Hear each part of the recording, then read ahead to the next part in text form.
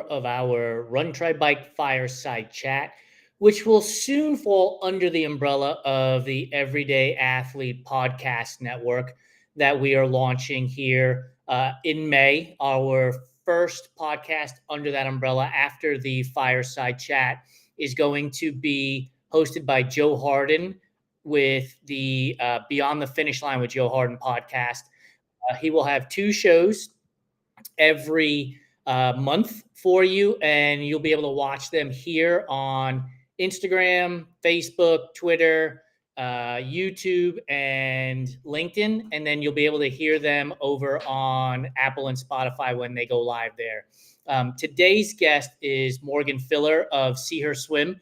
Morgan is a marathon swimmer. I've got a whole list here, so I've got to read it to you. Okay, she is was a member of the U.S. National Open Water Swim Team, an open water Olympic hopeful. She's the winner of a 16-mile race in Japan, the 28-mile swim around Manhattan Island, and has swam the 21-mile Catalina Channel. If that wasn't enough for everybody, she's also a coach, a surfer, a mother, and a solopreneur. She has launched the brand See Her Swim. You've probably seen their marketing through our channel on Run Try Bike, and I'm thrilled to have her on the show. So let me bring her forward. Hey, Morgan, how are you? Hi, Jason. So great to be here.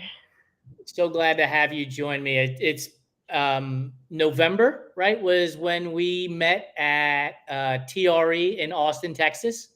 Yep. It's been a heck of a ride since then. I got to tell you, when we went to TRE, it's a massive area. You're just walking around trying to figure out where you're at. You're at a booth, and I look over and I see Her Swim, and my first reaction was a swimming brand at a running event. That seems kind of strange. I hope people come and talk to her and visit with her and chat with her. And so that kind of just brought me over to walking over with Lori to chat with you. What possessed you to go to TRE, a running event with a swimming brand?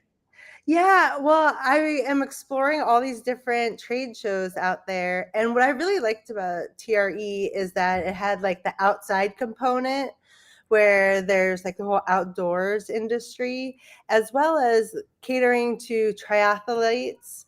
And it's like, yes, the focus has a lot of running and running shoes. But what really struck me being there was the fact that there's so many athletes, so many people that are multi-sport people, and that's what really drew me to it, and the opportunity to kind of stick out and be noticeable, and just kind of being a little bit different of people doing double takes and being able to catch their eyes and be like, hey. It was perfect because it worked. I was like, why is she here? Like my immediate reaction, I was like, I got to go talk to this lady and figure out why she's here. So since then, we've obviously created a business relationship, and we appreciate your support. I do want to jump into the questions with you because I am fascinated with this concept, this idea of marathon swimming. I've gone as far as 2.4 miles in an Ironman, and I've told myself multiple times, oh, go do, a 5K swim. And that just never comes around. So like, how did you get started in marathon swimming? Like, was it something you did immediately? Were you in a pool and you got bored of swimming laps? Like, how does one find their way to marathon I swimming? know, right? Well, this was in the late 90s. So there was, I grew up swimming and playing soccer, and I was an athlete. My dad was a runner. So we were always outside moving, biking, run, bike, swim, just for enjoyment. And it wasn't until like high school that uh, I lived in Maryland, and there was the Chesapeake Bay Bridge swim, which was a 4.4 open water swim. And we do that every year with my swim team, and then with my dad and my brother and I as a family event. And so that's kind of where my starting ground was 4.5 miles, which takes about 2 hours. And so I was like, oh, okay, like I got this. And it was a love-hate thing. Like the day after we did it, I was like, oh my God, 365 days till the next one, like I'm so excited. It's so far away, but I loved it at the same time. Um, but that's where it started. And then in college, I kept on swimming, and then I went to college in Maine at Colby College, and then I did a semester abroad to California to Pomona College. Swim coach there is Penny Dean. She has this amazing open water swimming record of English Channel and knowledge and being a coach. And she really helped me step into long distance swimming in the pool, like the mile, really skillfully. And then she's like, well, you should stay in California and swim all these open water swims up and down the coastline and just explore it because you like it and you're good at it. So I did. There's races, like the longest one was Seal Beach to Newport Beach, and that was a 10-mile. So that kind of was like my next step. I'm guessing you were able to swim from Seal Beach to Newport Beach faster than going down the PCH. Totally. Exactly. Right. And so I won that event, and I was like, what else? That's when I then went back to Maine for college. And it turns out that there was a swim coach, an open water swim coach in Maine that lived in the same town and had these swim camps. Rural Maine in the middle of nowhere is beautiful. And so I was like, sign me up. I want to go. And I met all these pro athletes, pro swimmers, and they kind of told me how to, like, what the circuit is about and all these long distance swims. And one of them was from Vermont to Canada, which was a few hours away. So with my up in California, I applied and I got in. So that's kind of like my entry point. And just swimming in these lakes in Maine where there's no jet skis. It's just pristine water. The Appalachian Trail goes through it. We just island hop and swam point to point, just swam hours all day. And I was just really solidified my love of like, just keep on going. Like, I don't know my human potential, but like, this is really amazing opportunity in my modus operandi for travel, right? It just became. That is awesome. Before I go to the next question, we're joined by Vessel Athletics. Jasmine, if that's you, yes, TRE is awesome. And then also Adina O'Neill, who is one of our community leaders and is also a marathon swimmer, has joined us. And Ryan from Open Soul Swimming has now just joined us. So you're bringing in all the swimmers, all the people who are enamored by this, where most triathletes are like, I don't want to be in the water. Get me on the bike, get me on the run, avoid the water altogether. You're obviously bringing them here. So 10-mile swimming from Vermont to Canada. Like, what does a person think about when they're swimming for that long? Because for me, it's all about get out of the water as quickly as I can so that I can jump on my bike and get going. What do you think about when you're out there swimming for so long? And like at some point you got to get fatigued, and how do you deal with that? Well, there's no next thing to get to. Like, the open water swimming is it. So there's no place really to what's next. And so most of the marathon races are between 16 to 26 miles. So we're talking like 6 hours to 12-hour races. And, like, it's really great because every swimmer has a support boat next to them, which has like a dry erase board that gives you like what time it is, if there's how far you've gone, how far is left, like who's around me, like who's catching me or who I'm catching. So there's always that feeding of information, which like keeps me going. Just seeing like the coach write on the board, I'm like, ooh, what are they gonna write? What's happening? What time is it? So Love it. like that's kind of the obvious. My first marathons I went through my whole life. I tried to remember as early as I could. I went through grades like kindergarten, first, all the way like through college. and trying to remember memories, positive, negative events. And then I use that not just to think, to escape, but to fuel me, because like Okay. emotions fuel performance. And it's not just the joyous things, but the hardships. Like, oh, when I had a bad experience or someone did something to me, negative, like I turned that into power. So then it was part of my fuel, my mental fuel. And then what I did was I started singing songs, and I went through the alphabet of songs. So a song that starts with A, a song that starts with B, all the way to Z. You know a song that starts with Z? At this moment, no. But yeah, I have time to think, right? Like you Right. have Yeah. True. time to think. Um, and then like I would look at my coach, and I would, like, after a long time, like my eyes would get fuzzy. Like you don't know what you're doing the first time. And so I was preparing myself like I was swimming 100-yard meters. So my goggles were tight, everything was tight and ready. But if I'm swimming 10 hours, those tight goggles really start to hurt after a while. So you have to like actually have your goggles a little bit looser. So then, like I adjust the goggle straps, right? And do a little fidgeting of things to make them feel perfect. And then like looking at the coach and seeing his body position and what that reminds me of. But the Oh, biggest thing I think is the environment. Like okay. that's what's alluring to me, is being out in nature, seeing the landscape, seeing the sunrise, seeing it sunset, seeing the night sky, seeing the cycles of nature come and go. Like that's what really fuels me and gets me psyched versus like swimming in a pool back and forth, back and forth. What would you say is the prettiest place you've swam? Um, I think, well, in Slovenia, there was a lake in the middle of the mountains, and there's an island in it. And the water was like turquoise blue color, and it was just gorgeous.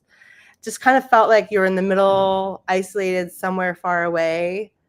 But the coolest swim, my ultimate favorite, was swimming around Manhattan, Go New because York, go New York, go. yeah, like it's amazing.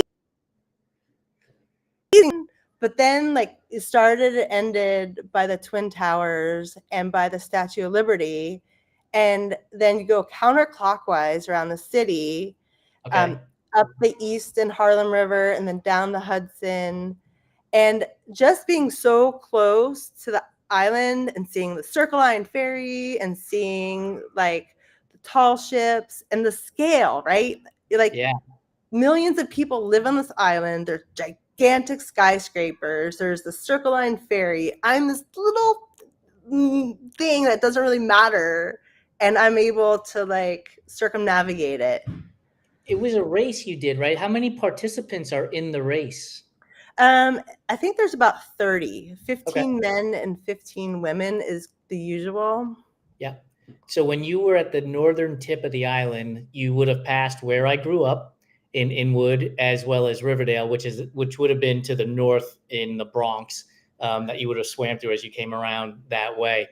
So when you're coming down the Hudson, are you like sighting off of the Statue of Liberty? Like, what are you sighting off of? Yeah, well, so my job is just to swim. My Okay. coach, I brought my coach from Maine swim camp years because he's an amazing navigator, and so he was dealing with the logistics, but we hung pretty close to the shoreline, Okay. more close to it than farther away. And it started to like thunder and, get stormy weather during the swim, but he just kept going. Yeah, and it was just It's awesome. downriver, right? The Hudson flows south, Mhm, right? So mhm. does that mean, is the East River, were you swimming upstream then when you were going up? Yeah. So was it really difficult to head up the East River, up the Harlem You River? know, not so much. I feel like at the very top, when you change over from the east to the Hudson. It Yeah. was choppy there. Okay. Um, but the other thing is that like my family is from Brooklyn, and a lot Oh, of them okay. still live in the city, and they followed me along the highway. No And way. so like I was just so high on life that day because I had my family there, and like this is my home turf, and it's New York I City, love and it. I was pumped. Like I won the race. I was just so energized because most of my other races, I'm in a foreign country. I have to find some random person to help me out. I don't have Right. any friends or family. So yeah, I was just so psyched to experience this wild urban adventure. I'm guessing you go to the west side of Randall's Island when you're going up the East River, though, right? Like you're not going all the Yeah. way around that either. No. I mean, we could Yeah. talk about this all day. Yeah, you really know the details. Growing up in New York City, this is fascinating to me because I didn't start swimming or getting involved in endurance sports until I actually left New York from a triathlon basis. So, like swimming in around Manhattan was just nothing I had ever heard of. Growing up in the Bronx, I basically played baseball, and Yeah. so endurance sports wasn't a thing. I'm fascinated by this. What did you eat when you got out of the water? Oh, Where'd you yeah. go? Well, my favorite, no matter what, even the Seal Beach swim, is always like pizza and ice cream. Yeah, you're not getting the best pizza in Seal Beach. I know, right? I know, but it was so great because my brother was there and we went out, and then my aunt and uncle who live in Soho like threw a party the next day, and it was just like, and it was all from Zabar's, right? I'm like, oh Yeah. yes, yeah. I Is just there I love it. Like, we could honestly talk about this all day. Is there a place that you haven't swam where you're like, "It would be awesome to swim hmm. here," wherever here is? Yeah, well, when I travel, I always have that perspective of where to swim next. I my family loves the south of France, and so my grandparents retired there, and so we would go visit. And so in the south of France, in between like all the calanques down there, I always thought that would be amazing swim. You have to time it right because the jellyfish can be really. At this point in my life, I don't feel like I want to do something that's like the Ocean Seven, right, or something notable that's highly recognized. Right. I think it's more of like a personal thing of to or something like that. But I think next what I want to do is I have two kids, one are 12 and 10, and I would love for them to be on the boat, part of my support at some point. So when they get old enough to do that, I think that's what will bring me back is do some amazing personal place with my kids helping me out. That would be cool. I, uh Yeah. I watched, it must have been like qualifying for the Olympics or something of that effect. And they were people standing on a dock holding like what basically would look like a fishing pole for feeding for the swimmers as they were going by. Like, is that what your experience is like? Or is that only in a certain like type of race where you're coming back around like in a loop type race, as opposed to having your team on a boat and you're swimming around an island like Manhattan? Yeah, so that's pretty much the concept. Everyone has their own version for the races for like Olympic trials or the US national championships. There's one feeding station. And so they have the long sticks with the cup inside Right. and the number to make it visible because you're fighting off all these other swimmers coming in. For me, I had my coach and reach, and then I would grab it was like a cup or a water bottle filled with high carbohydrate fluids. It's a powder that you mix in to water, and that's what I would have. I really liked every 15 minutes, and then every 2 hours I would have fizzed out Coke. And I would even put my high carb powder in the Coke too. I like that. And then like sometimes when I had the water bottles, I had like tape like on the water bottle to where my fluid was supposed to. So it was like a no buzz and I drank it. I didn't ever really have to deal with like cold and having like hot liquids or any of that. And I never really got hungry either. For like pick me ups, though, I always had Reese's peanut butter cups. Those were my favorite and really quick and easy to digest and eat. I mean, they're kind of like very similar to Goo, more enjoyable to eat. So, Yeah, if you're going to be doing something for 6 to 12 hours, you got to make it as enjoyable as possible. yeah.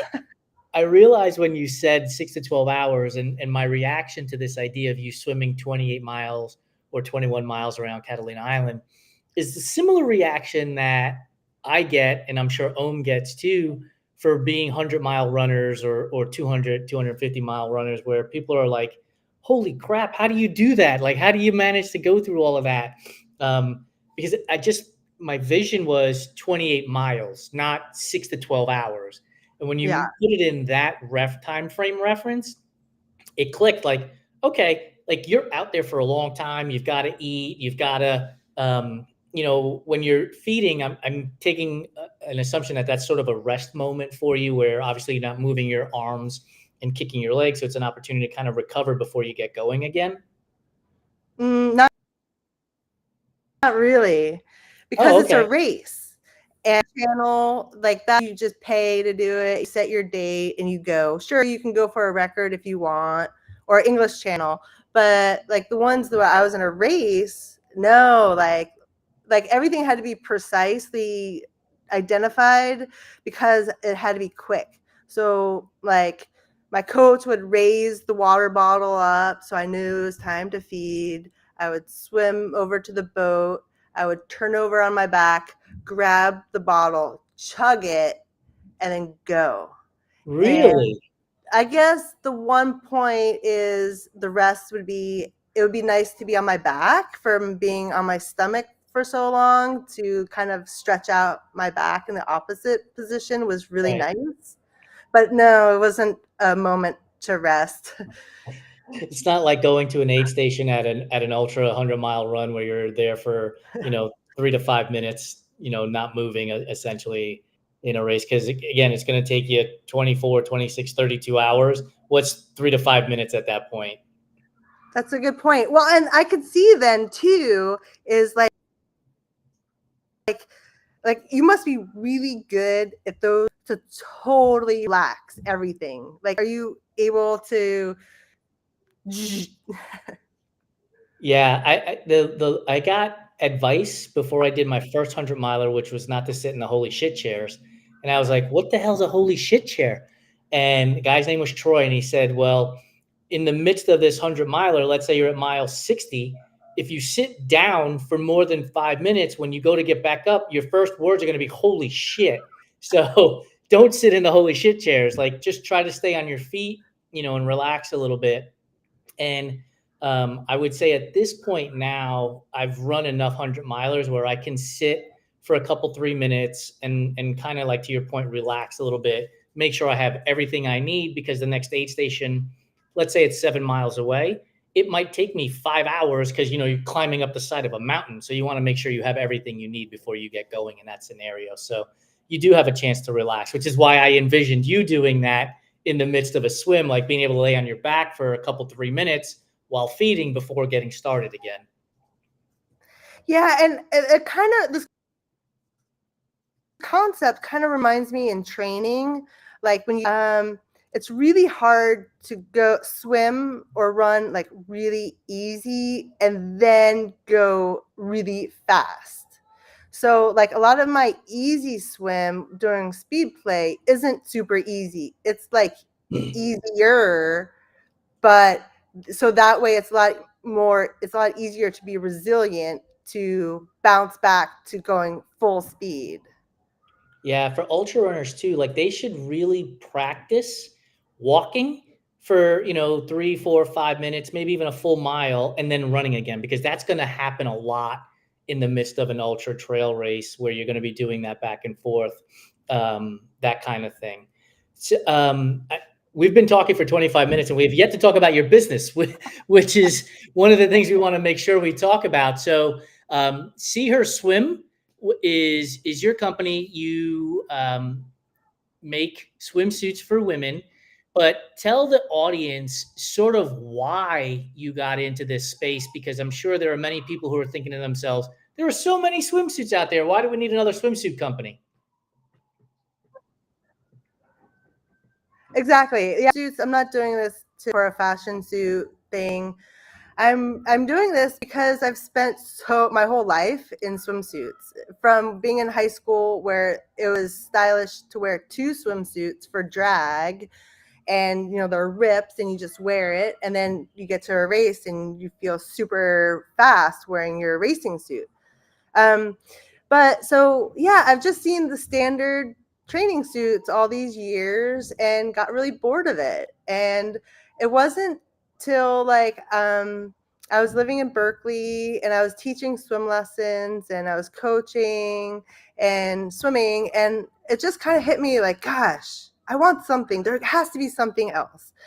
And this is for, like, the suits are for exercise, for training, for action, for active women. Want to have for exercise, but also you can hang out, or you can be at the beach and hang out with your family, or just kind of make that transition from exercise to hanging and all be in one suit, and your suit can feel stylish. And I look at it and they're gorgeous, tons of fabulous suits out there. But what I realized is that whenever I put them to swimming or exercise, they would billow and fall out. And I'm like, I know these fashion suits are a good thing. I know we can make them perform for exercise. And so it's like, there's a few styles that were very obvious to me that could make that transition. I guess they're like hybridized, right?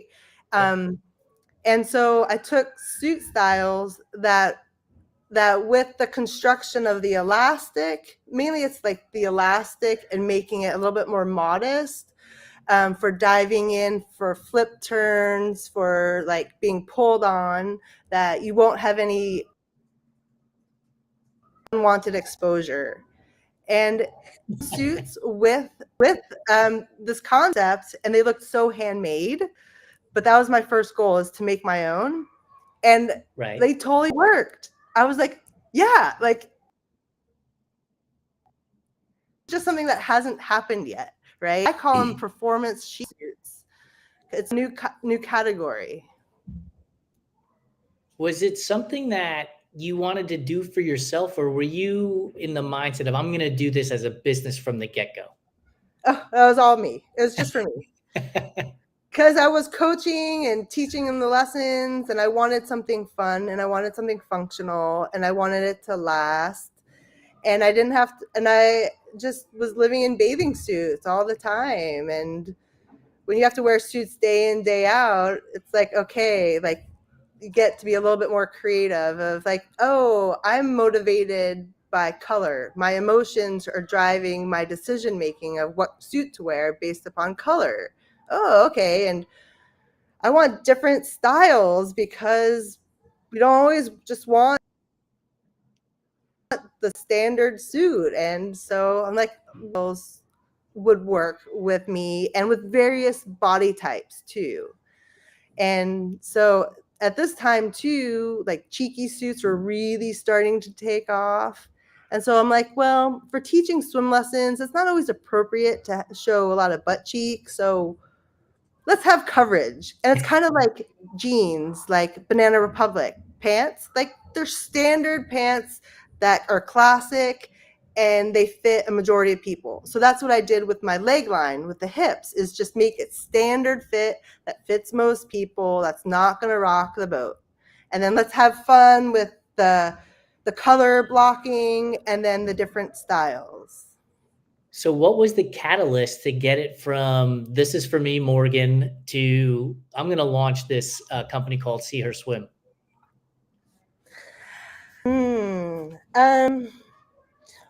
Well, I think the catalyst was that when I moved from Berkeley, I was leaving Berkeley to live in Petaluma, which is a little farther out in San Francisco.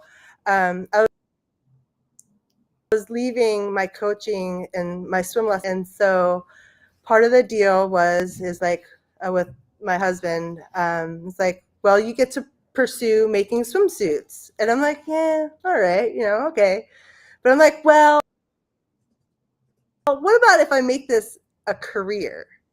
Now, when my kids are just born, and I start gradually making it a career, that by the time they're in high school or out of the house, like, I'll have something to do, and it's something that I believe in, and I'll have enough time to grow this, to give women more options out there. Like, it's me, I'm wanting it for me, but a lot of my friends started getting into swimming, and I can be the facilitator to be like, hey, like, besides your technique and your stroke, like, hey, did you know that there's lots of options for swimsuits out there? You don't have to be objectified. You can have choices, and this is another choice for women. So it became like a messaging for empowering women to get in the water, to exercise, to have more choices of what you want to wear that. It's such an awesome story. And it reminds me of the time I talked to another California swim company CEO, Karen Allard at SBR Sports, and how she launched her business and had no idea about the health and beauty space, right? But wanted something for her hair for when she got out of the water. And next thing you know, now she's got a global company, and it's amazing to hear. These stories because I think they're very empowering. When you decided to do this as a company, as a full-time business, and you've already tried qualifying for the Olympics, you've swam around Manhattan, you've swam Catalina Island, like you've done all these hard things. Was doing those hard things sort of like empowering to say, I can also do this hard thing in starting my own company? 100%, exactly. Like, I've had so many failures that, like, what's another failure? That's fine. And I know things take time and there's a process, and I definitely take the lessons of what it means to be a swimmer and to go for it, and then to reevaluate, and then to work with other people to be a team, right? I feel like this is a little bit different than swimming, but the concept's the same. It's like in long term. It's not just for 6 months. It's a lifestyle, and I've created a lifestyle for this, as well as being perfectly imperfect and happy with making mistakes and going with it. And so the way you can't get away without making mistakes. You have to. And so I think it's all painful, whether it's an athletic endeavor or a business endeavor. Like, I'm still going to cry. I'm still going to be like, is this worth it? But at the same time, you just don't know where it's going to take you. And what it is it's launching me into another world with meeting different people, finding like-minded community. And I'm transitioning from the swimming world to the parent world to coaching world to now, like, I'm really creating the world that I want, meeting the people that I jive with, and finding that community. And so it's not just about suits. It's about meeting other people, meeting other women, meeting other men, and empowering women to, like, my hang tag. One woman said she got a suit and she saw the hang tag. It's of me swimming in front of the Golden Gate. And she's like, that's what inspired me to go into open water swimming. I want to swim an Alcatraz or a Golden Gate. And so like she's joining my open water swim groups because I'm like, if I have that on my hang tag, I got to back it up. Like I got to make sure people have the tools, the skills to get in the open water, to have a good first experience, and then to be able to successfully achieve their goal. So it's like putting the whole package together for me, which I didn't know how to put these ingredients together. Like I'm a coach, I'm a swimmer, like I'm a mom, I'm an entrepreneur, but like how do you put it together? And so this process is really use all these variables as offerings to other people, but then it's also really providing community and nourishment for me. So yeah, I'm just so excited. I don't know where it's going, but I'm just journey. You have no idea what you've said and how it resonates with me and with our company. So we have a mantra, FIT, which is failure isn't terminal, right? You're going to fail, you're going to have setbacks, things aren't going to go the way you envision them. Unicorns and rainbows don't exist, but you got to still do it and figure it out. And then I was in the midst of typing a LinkedIn post earlier today with and referencing the show Say Yes to the Dress. And the idea was to just say yes. Like if somebody asks me for a conversation to talk about whatever it might be, I'm going to say yes because you never know what may come of it. And a perfect example is I had a guy reach out to me on LinkedIn and he's like, "Hey, I'd love to talk to you about your podcast, the Fireside Chat that we're on today and all this stuff." And when we booked the meeting, we hadn't officially launched the Everyday Athlete Podcast Network that we're launching in May officially. And in that conversation, it turns out he has a podcast where he talks to people like you. And I'm going to make sure I connect you to because he's looking for entrepreneurs in the endurance sports space, right? It's perfect. And so now I'm talking to him about potentially bringing his show under our umbrella as well. And it just goes back to talk to people, meet people, go out on that adventure, take risks and bet on yourself. And I think you are the perfect example of that by going to TRE. I'll go back to this conversation we had when we started, which was like, here's this swimming brand. And I was blown away by it because I was like expecting to see all the running shoes and trekking poles and sunglasses, all of that stuff I was expecting to see. And to see a swimming brand there, I was like, okay, we need to go talk to that lady because she's willing to take risks and show up to something like this. And I want to know more about her. Thank you so much. It's so true. Like, yeah, exactly. You got to just go and be the oddball out in a way. It's not oddball, but it's just like show your stuff, right? Like you don't know. And yeah, that's so awesome. I love that. True. Yeah. We say yeah, all the time, like, yeah. I was going to say, be brave, stand alone. The community will show up, right? Like if you're brave enough to go stand alone, the people will show up to support you. And that's literally what you did. And, you know, we are thrilled that we chatted with you at TRE and we're thrilled to have you as a marketing partner because you represent all the things that we tell the everyday athlete to do, right? Take the chance. Go run that first 5K. Go run that first mile. Hey, there's a 100-miler hanging out there. Go do it. There's a sprint triathlon out there. Go do it. Now, if you're looking at swimming a 5K, go do it. I need to tell that to myself. Don't get me wrong. I got it. Yeah. But go do it and see what happens, right? You just never know. Yeah. And it's actually really liberating to do something new because you don't have any reference. Right. It's like the first time for things can be the hardest to show up at the starting line, but it's kind of the best because this is it, you know? Right. I'm about to go on an adventure. Look, we say it all the time too.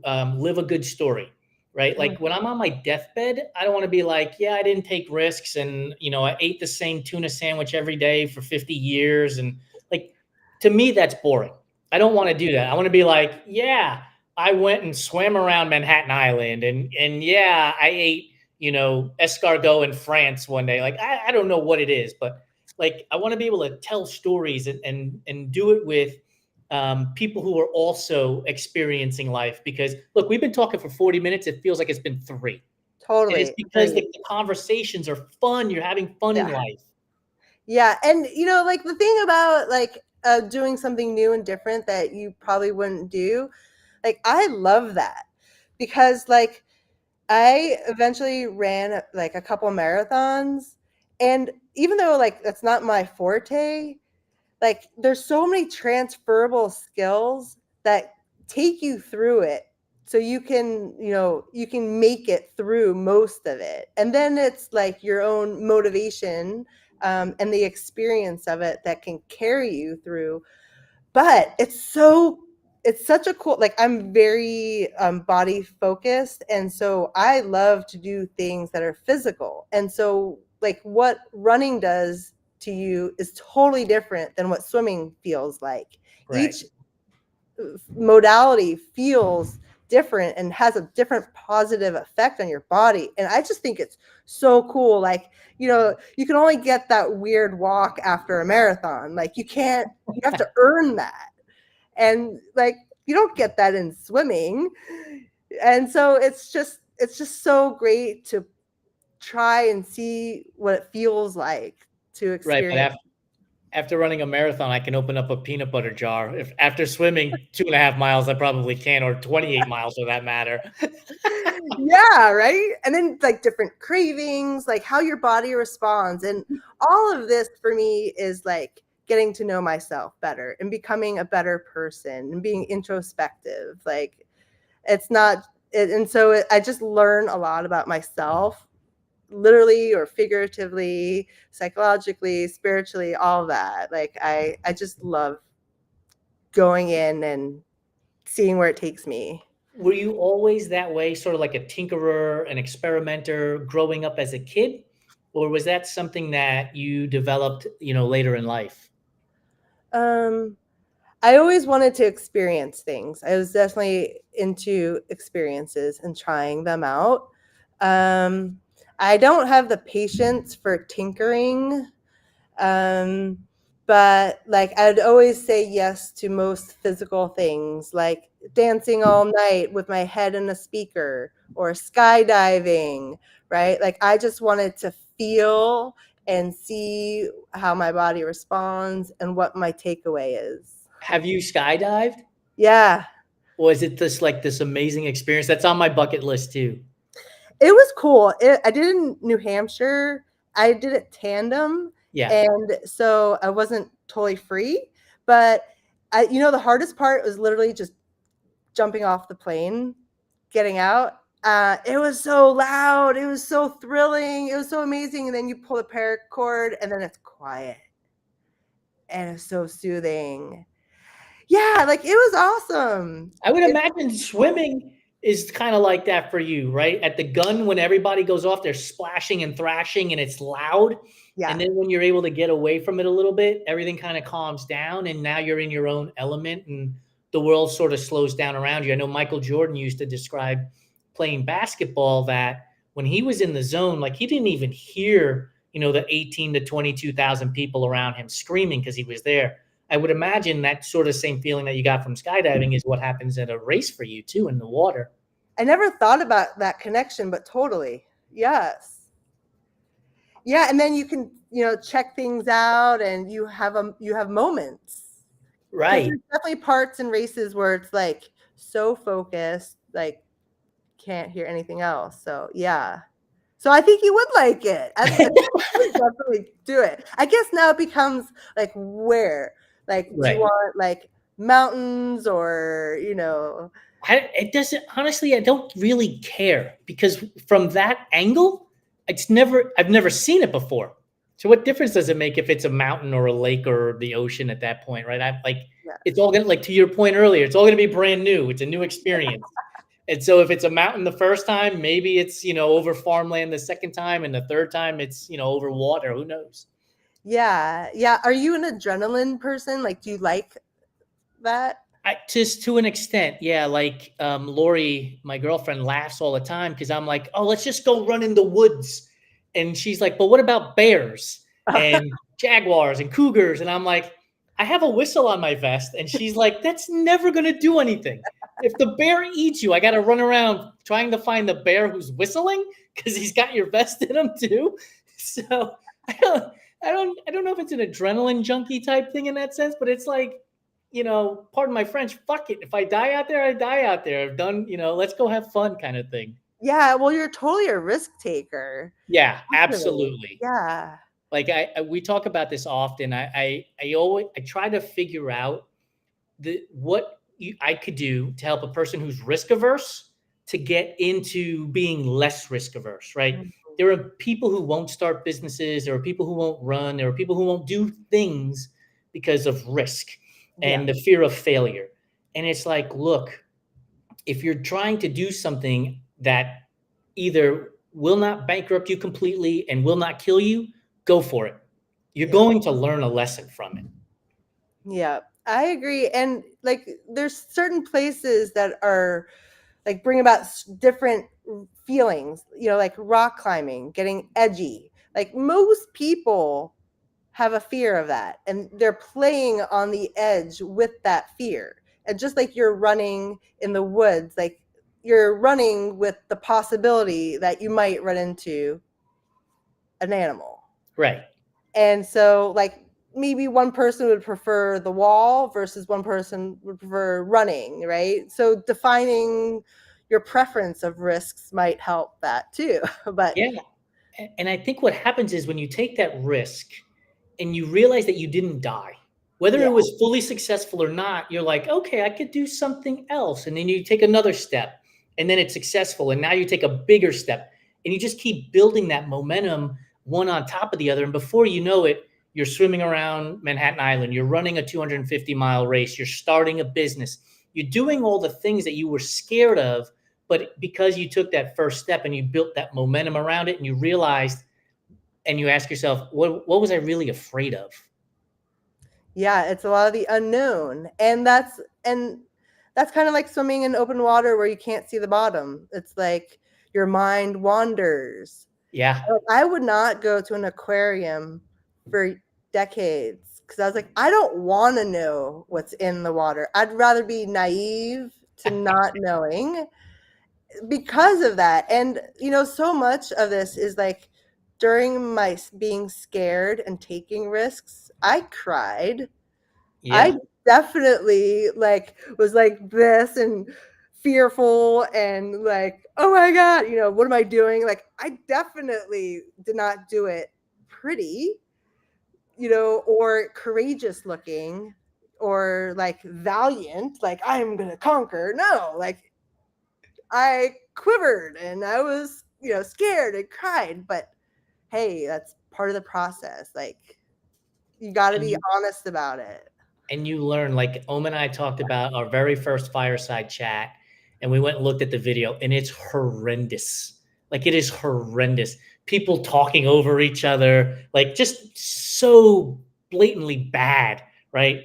But this is our 104th episode, and I don't know that we've ironed all the wrinkles, but we're getting better with it to the point where, like, you know what? We can produce other podcasts. Yeah. Like you figure it out and you move along, and to this day nobody's ever emailed us and said your first episode's horrendous, I'm never watching or listening ever again, right?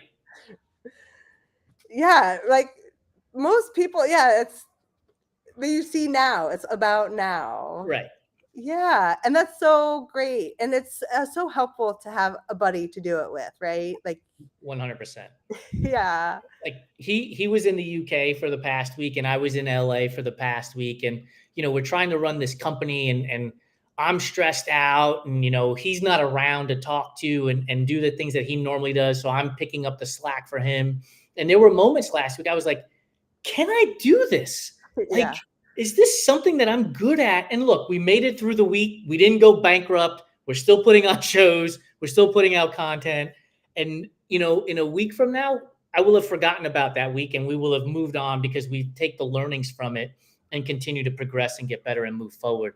I mean, and I think that for anybody who's listening to this or watching it live, take the chance, take the risk, and figure out what you're good at and build that momentum on the things that you're good at, and anything that you have failed at or were unsuccessful at, just learn from. Don't close up shop. Just learn from it. Yeah, I agree. That's well said. We are 50 minutes into this. We're an hour show, so we're going to jump into our rapid fire food questions that we ask everybody. But before we do that, Morgan, where can people go to find your swimsuits?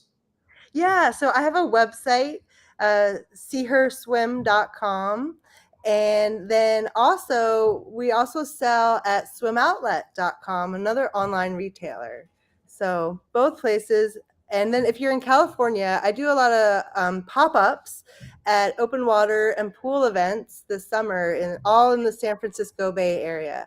So you can find out about the pop-ups at my website. We visit LA a lot, and Ohm is based in LA. Is there any chance we can get you to come down there and we could support you Yeah, down there? I would love to come on down there. You bet. Awesome. We'll connect on that. So are you ready for, we call them rapid fire questions, but feel free to think about them if you need to. You Okay. ready? Yeah. By the way, they're all based on food because it's my favorite topic outside of business and entrepreneurship. Pineapple on pizza, yay or nay? Nay.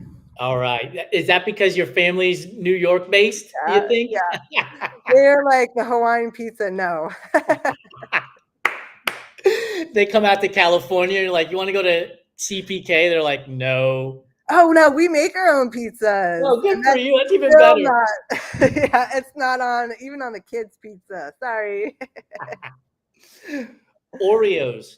Are you Yeah. a fan of the original, double stuff, those crackers they call Oreo thins, or literally the cake they call Oreo cakesters?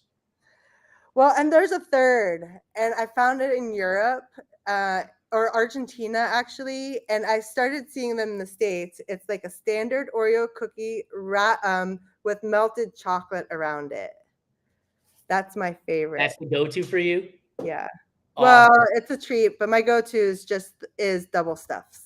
Oh, okay. Are you a fan of licorice? Yeah. Red or black? Oh, that's hard. I love them both. Somehow I feel like the black is more medicinal. And like, and the cherry is just sweet candy. So Yeah, that anise flavor is yeah, definitely in the more medicinal family than it is like yeah. candy. But I used to like red more, but then I've kind of switched over to black as I age. Are Peeps a real candy or are they just dust covered in glitter? They're a real candy. Oh no. I think so because my mom loves them and she buys them for my kids like every Easter time. And so we've had them in our family for years. And we put them in the freezer and then like you eat them frozen because they're a little bit better. Oh, this is a new take because we've been told by multiple people that the best way to eat them is stale. And my reaction to that has always been, so you want me to take a crap candy and make it worse, and somehow that's going to taste better. But frozen, I've never heard of. That's new. Yeah, it's kind of like the stale way, but frozen. So we did a Food Fight Friday around Easter where Katie, Phaedra, and Val joined me, and we ranked the Easter candy. So we're talking about Peeps. I want you to rank Easter candy, and here are your choices. Okay. Peeps, the Brock's jelly beans, not Jelly Bellies, not those like fancy ones. Brock's that, black is black, which tastes just like the red one, which just tastes like the orange one. Cadbury cream egg, Reese's peanut butter egg, or the hollow chocolate bunny. Yeah. Reese's peanut butter eggs, the hollow chocolate bunny, and then the Cadbury cream egg, and then the Brock's jelly beans, and then Peeps is fifth. Yeah, I think they're great novelty. I don't literally. I can have 2 bites and I'm good. But then the chocolate. We're going to stick with the holiday themed candy. Is candy corn a real candy or is it just earwax coated in sugar? Earwax coated in sugar. Like, I can't figure out who's buying all of this candy corn that this company's been in business for like 100 years. Yeah, and then the pumpkins, the candied pumpkins too. Terrible. They're Well, I terrible. think they're really neat for like decorating, like cupcakes. Like you put a candy corn on top or something. When But you don't have a candle to light. yeah, like I'm thinking kid world, right? Like everything has to be kind of fun, and so these little like sprinkles or like toppers. I was a kid once, and the candy corn was not not one of the ones I wanted. Like, Yeah. no. I guess you don't eat it; it's just for decoration. Flick them. Like, Yeah, yeah. peanut butter or nut butter if you have allergies. Do you go creamy or crunchy? Crunchy. All the time, 100%. Yeah, all the time. When you make a peanut butter and jelly sandwich, do you put the peanut butter on one side and jelly on the other piece of bread and then smash them together? Or do you put the peanut butter on one and then the jelly on the same side and just fold over the bread? Yeah, I've never paid attention to that. I don't think it really matters to me. Have you noticed the difference? No, but I'm the kind of person who puts the peanut butter and the jelly on one slice of bread and then folds over. Right? Okay. But I would use Goobers. Do you remember Goober? That company that used to put peanut butter and jelly in the same jar? Oh yeah, yeah. Like, I would eat that stuff, just grab it out, throw it on there, and we're good to go. It's all going to the same spot. So Right, right. That makes sense. when you do make a PB&J, how do you cut it? Do you create 2 rectangles, 2 triangles, 4 squares, or 4 triangles? For myself, I don't cut it at all. I just have it Nice. as one thing and just eat it. For my kids, I've done it all different ways, and they actually like it on the triangle design. I'm a 4 triangle guy. I pretend like I'm fancy eating PB&J tapas. So you just have like a little finger sandwich. I mean, peanut butter and jelly is my favorite thing to eat in general, like on the run, on the go, just pre-swim, everything. It's the best. So Smuckers, if you're listening, we're looking for a sponsor for our Food Fight Friday. But Uncrustables, when you're on the bike, is the greatest thing because you throw them in your jersey pocket and you can pull it out. I mean, it's ideal for cycling.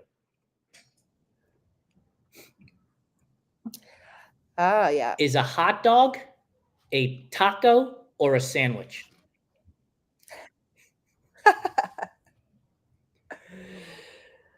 I think Really? it's a taco. I think it's a soft taco. I go sandwich because the bread is a little thicker than you would get out of like a tortilla. You made it a point to say soft taco twice. So are you a bigger fan of soft tacos over hard shell tacos then? Yeah, right. Like hard shell tacos should not be a thing. They're just nachos. Like you take one bite, it crumbles, and now you got nachos. Just eat nachos.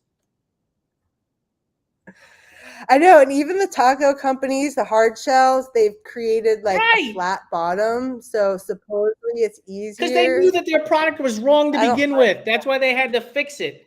The corn tortilla is perfect. Like they're not coming up with a brand new soft corn tortilla, right? That's true. Is red velvet cake a real flavor, or is it just chocolate cake dressed up to go to the prom? Chocolate cake dressed up to go to the prom. Exactly right. Like, here's your $8 chocolate cake because we put red food dye in it. No, just give me the $5 chocolate cake and I'm good to go. It kind of reminds me a little bit of like Dr. Pepper or something. Like it's got a little bit differentness to it, but it's still like a Coke. I love it. Favorite flavor of ice cream? Oh, coffee Heath Bar Crunch. Nice. Ooh, I need to. Do you know who's your favorite manufacturer of it? Yeah, well, Ben and Jerry's. Okay, I'll have to look for that.